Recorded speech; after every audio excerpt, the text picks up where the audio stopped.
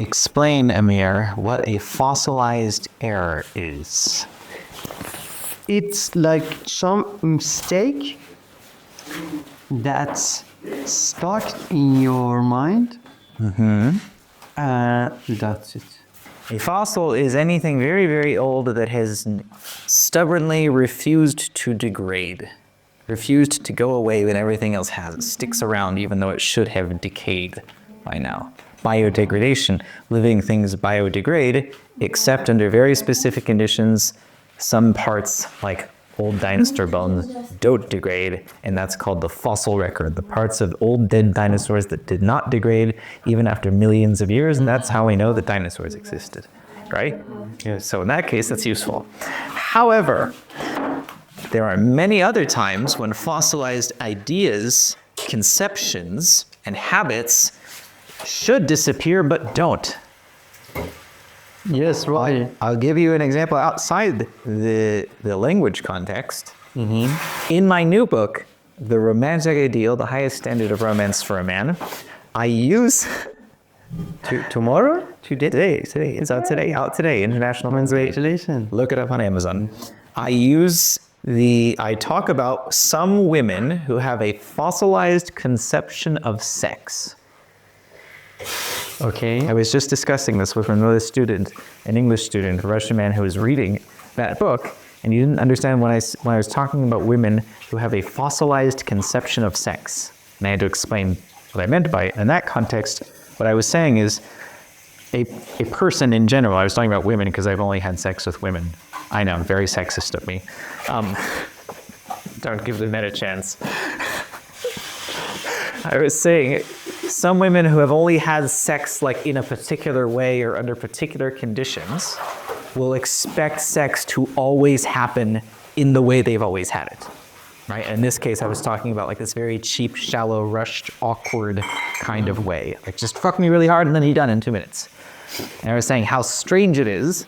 I mean, if that's your preference, that's your preference, right? Like there's a huge variety of how you can prefer to have sex. So it's not my place to judge if that's what you like. What I was commenting on is women who just kind of insist on it happening that way, no matter who they're having sex with, when maybe with a particular partner, it might start to happen in a different way, like a slower, more intimate, more meaningful way. But instead they say, no, it has to happen this way. This is the only way it can happen, not this other way that it would organically be happening. That's the context I was writing in. Thank you for that example.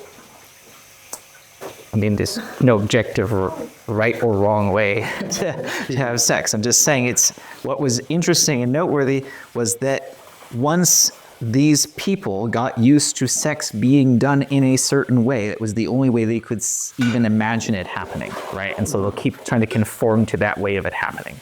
And when that happens, obviously their partner, if they're expecting something else or would prefer something else, will be very disappointed, right? Yeah. So that's a fossilized conception of sex. So you learn sex happens one way. Who knows why? Maybe that's just the only way it ever happened to you before, so you got used to it being that way, and your mind is not open enough to consider that there could be other ways to do it, right? Like me, I guess I'm not open to sex happening with men, only with women. Like maybe that's also. I was hoping to use another resort with your girlfriend. What do you mean by method? Okay, we're getting off track here. Yeah, religion, yes, maybe you learned it not through your own experience, but because someone told you sex happens this way, and so that became embedded in your mind, and then you forced sex to happen the way you were told it had to happen. Right? That would be an example of a fossilized conception. You can apply this to virtually any subject, right? How to do anything, how anything should happen. Once you believe it must happen a certain way, you're much less likely to become aware that it could be done in other ways. Right? Yeah. Okay. That's another word for culture. All culture is a series of fossilized conceptions, your default expectations for how reality works under any given conditions. Even when it would clearly be beneficial or useful or preferable for them to happen in some other way that you've never experienced or considered, very often you will just conform to the cultural expectation of how it should work, a fossilized series of conceptions. Unless you're exceptionally open-minded. And of course, the older we get, the more firmly rooted our fossilized conceptions become. In the context of learning a foreign language like English, let's see what this brilliant author Gregory V. Deal had to say. Can you put that in the, more close? This book? This handsome fella over here? Who's that guy? He seems like a pretty big deal, wouldn't you agree? In an ideal learning environment, teachers would be free to correct English learners the first time they see them make any errors in vocabulary, pronunciation, spelling, or grammar. The student would then retain the correct information and replace the incorrect information they had been working with. But every teacher knows that's not how error correction works in the real world. There is a limit to how effectively learners can adapt their working knowledge of something once it's been established. The longer they have been doing something wrong, the harder it is to start doing it right, because errors become fossilized in the mind. Conscious information goes to war with unconscious information. Habit takes time to break. What was learned must now be unlearned. That's a Star Wars reference, by the way. At a certain point, Jedi Master Yoda says to young Luke Skywalker, the Jedi student, "You must unlearn what you have learned." We can only keep so many new rules in the working mind at any one time. Information should only be given at the rate it can be effectively integrated. For these reasons, effective EFL teachers, EFL means English as a foreign language, should apply care and nuance in determining which errors to correct at an individual's stage of English development. For example, one fossilized error you have in English is, for as long as I have known you, which is almost a year now, you have been saying, "it not make sense," or "it's not make sense," which is not correct in any possible circumstance. There's no way that is a valid thing to say at any point in any way, saying anything in English. You should always be saying, and from the very beginning, someone should have taught you, "it doesn't make sense," not "it's not make sense." Right? Yeah. So tell me why, after knowing me for almost a year and having the opportunity for me to correct your English frequently, you continue to say "it's not make sense."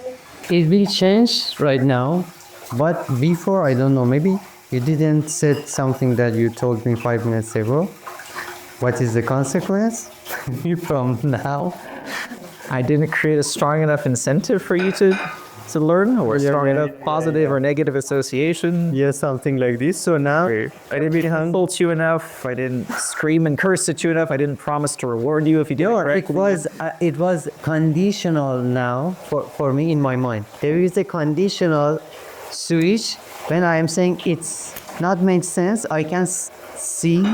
Okay, so you have to start to build this very strong negative association with the way you're used to doing it, or a very positive association with the way you're supposed to do it. Yeah. Okay? Yeah. And you have heard me praise you when I hear you start to say things correctly that you used to say incorrectly, right?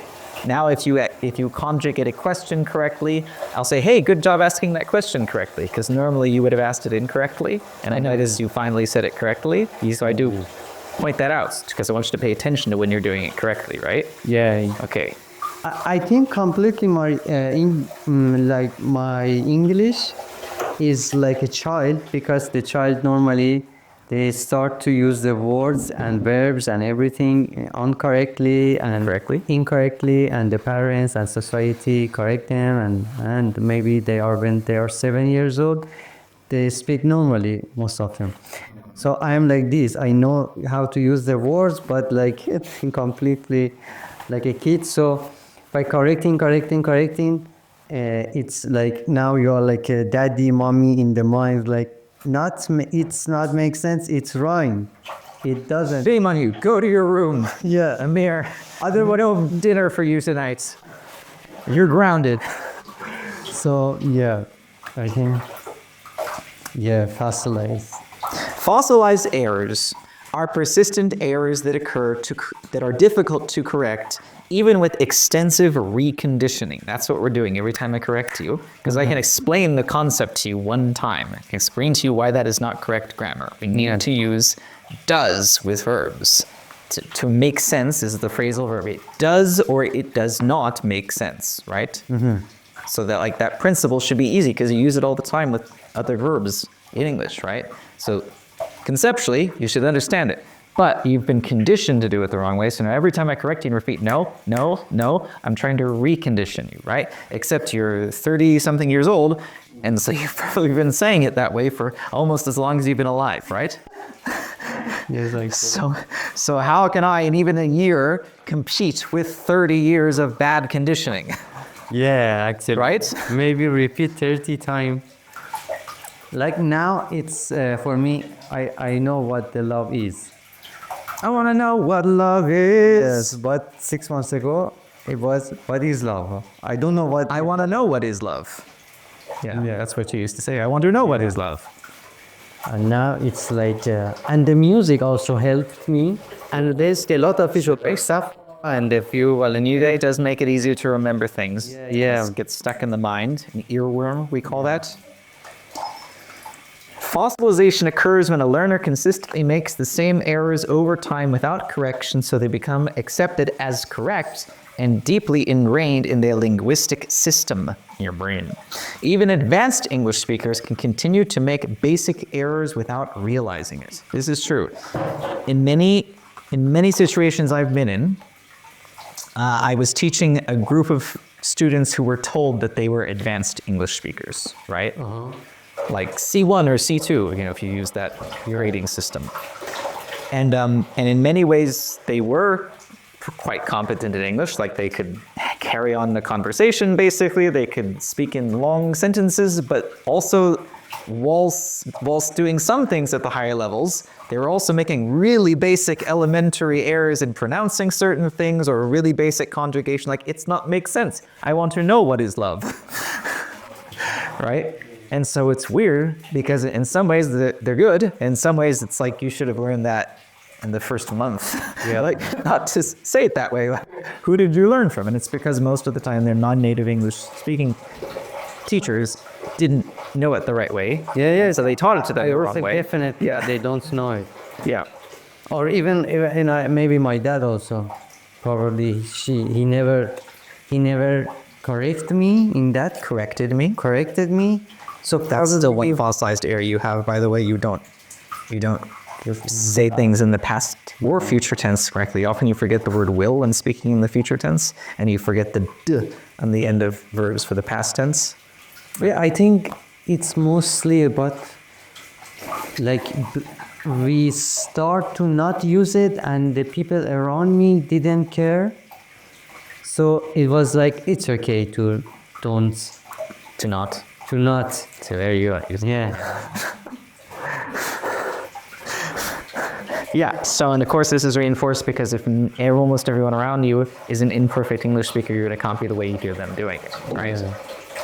And also English speaker also most of the time they're fluent people don't care and just listen to the point that you are. We've had other native English speakers in this house, other Americans, British people, Australians, and when they see me constantly correcting your English, and I ask them, you can correct this English too, and you hear mistakes because you're an English speaker. Even if you're not a teacher, you should notice these basic errors. Most of them say, oh, we don't even notice actually when because their mind isn't trained for it, or maybe they're just like too polite because of course most of the time it is rude to correct someone's language. As long as you understood what they said, it'd be rude to say, no, you should have said it like this, unless they want to get better and you've told them you will help them get better, then it's rude not to correct them, right? But most of them haven't conditioned themselves to notice these errors. For me, it's like proofreading constantly because I'm also a writer and an editor. I proofread my own books and other people's stuff, and so it's like a form of OCD for words. Right? And for some people it might be visual, like, oh, that line isn't perfectly straight, it's really bugging me or something, right? Like an artist, a painter probably notices shapes and colors in ways that I don't, right? But for me it's words and like logical structure of things, and so I'll notice every time you make a fucking mistake and it starts to hurt after a while, so I have to correct you. I have to. That's why people become grammar Nazis. Yeah.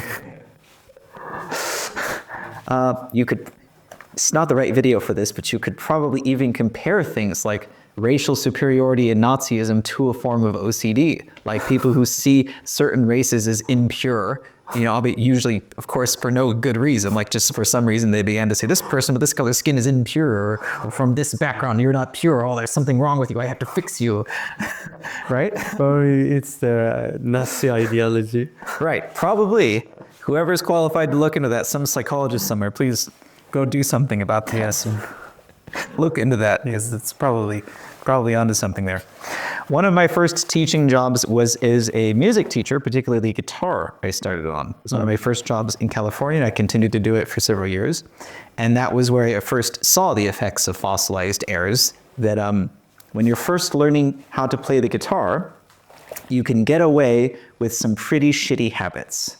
You can learn some basic chords and some basic songs, not really holding the guitar correctly, not really making the best possible contact with your fingertips or your posture and the way your wrist is bent, right? And you can play for years like that and play at a pretty basic level and be, halfway decent, right? Just like these English speakers can kind of have a conversation, but not really be a fluent, perfect English speaker. But then the problem becomes, what if you actually want to get good at the guitar later? Like, you want to get to the next level, and suddenly you have to relearn how to hold the fucking instrument.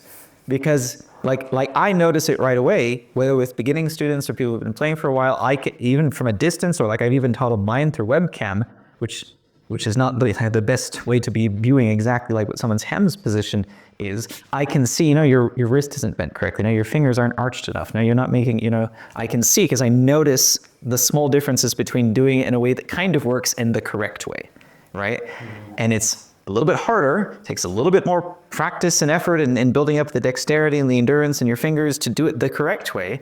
But I have to tell students, like, you can learn it the wrong way right now, and it'll be easier, and you'll play some songs and you'll be happy. Or you can put in, 20% more effort and learn it the right way the first time, and for the rest of your life, you will play guitar significantly better.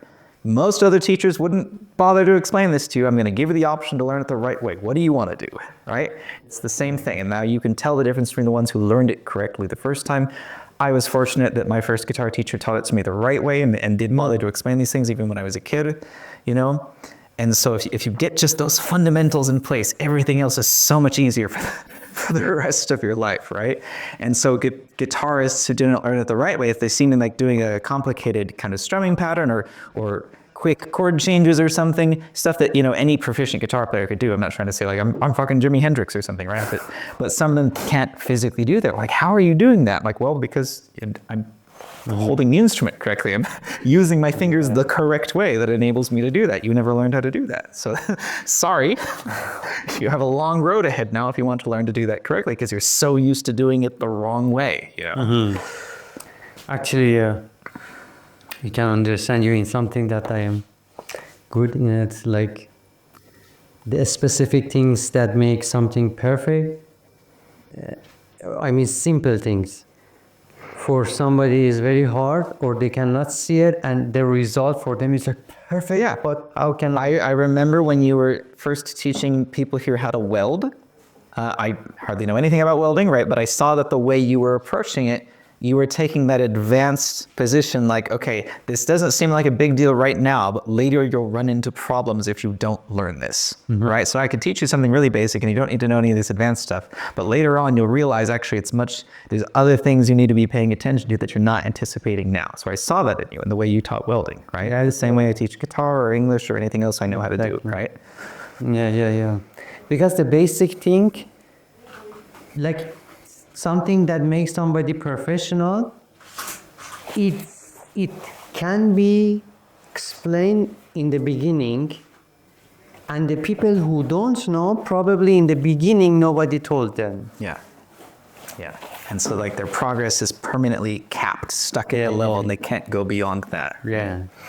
And the people who they are 7 out of 10 in something, they cannot even reach to 7.5 because in the basic part, those bad habits, those fossilized errors are holding them back, right? And once you get past the pretty good level, every little tiny increase counts for a lot more, right? Yeah. If you're a 9.8 out of 10, moving up to a 9.9 is like a really big, it has a huge difference between those two. It's like the Olympic athletes like working so hard to finish the race 1 second faster than the other guy, right? Yeah.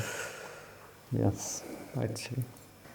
What's the point of this? Question everything. This is going to relate to the next video we record about what it means to wake up from the matrix, because the matrix is a series of fossilized insertions in your mind and how you interpret reality. Didn't think we were going to make that connection, but we did. And It's all connected. yeah. Everything's connected. Yeah. And for the people who cannot see the connection, probably in the basic things, they have a problem to see the connection between everything. And how can I improve my vocabulary? Because I'm searching like, what was that? But like in 2 days, it will remove from my mind. You have to use the new words you learn very soon after learning them in an appropriate context. Because every word will offer some advantage, some superior way of communicating than some alternative would have. Right? Your English is good enough that you can communicate. Speaking too fast, Doctor. Your English is good enough that you can communicate. Your English is good enough that you can communicate almost anything you need to in a basic general sense, right? Yeah. Even me with Armenian, and you're definitely better at English than I am at Armenian, I can say most things I need to, just in a kind of a stupid caveman kind of way. And Samuel or the other Armenians, okay, I see what he's saying, okay. I get it, the general sense of what he's telling me to do, right? And so the reason you're not better than that is because you never needed to be, right? Because that fulfilled your communication purposes, right? But if you now suddenly have a reason to get better, like maybe you want to be a public speaker, maybe you want to record videos in English talking about something, maybe you want to impress a girl who speaks English, I don't fucking know, right? Maybe the last one. That one, yeah, of course. Women are the biggest motivators for men, always.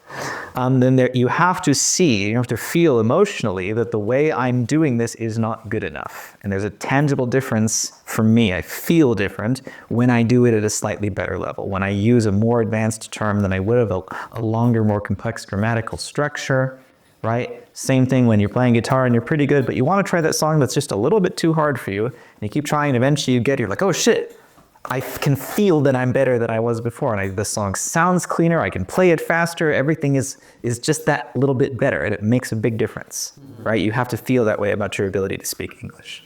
So if you read an advanced, like I could have said bad habits, but instead I said fossilized errors, which means basically the same thing, but there's also like implied connotations and meaning in a term like fossilized errors that aren't contained in just saying bad habits.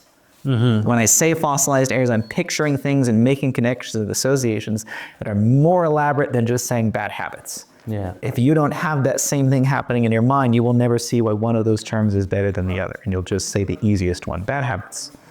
Yeah.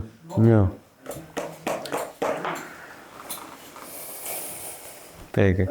Very good. Very good. Shalav.